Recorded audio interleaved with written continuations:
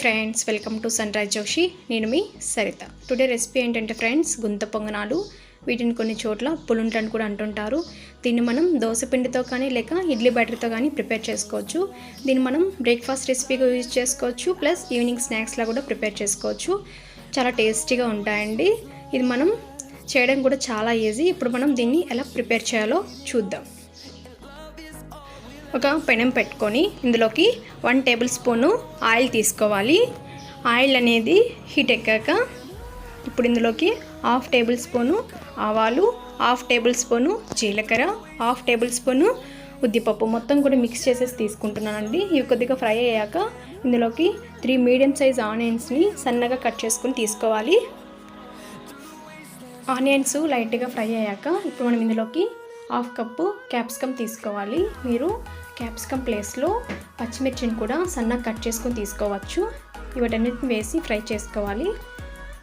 ఇప్పుడు ఇందులోకి కొద్దిగా రుచికి సరిపడినంత సాల్ట్ వేసుకొని ఫ్రై చేయాలి.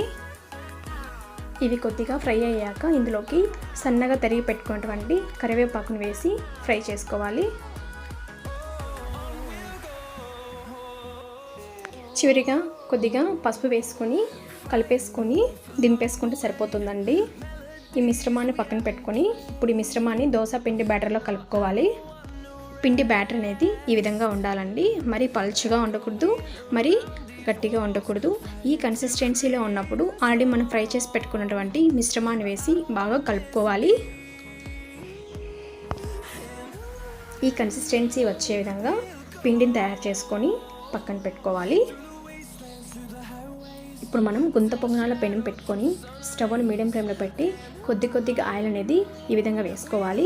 ఆయిల్ అనేది వేడెక్కాక ఆల్రెడీ మనం ప్రిపేర్ చేసి పెట్టుకున్నటువంటి పిండి మిశ్రమాన్ని కొద్దిగా వేసుకోవాలి.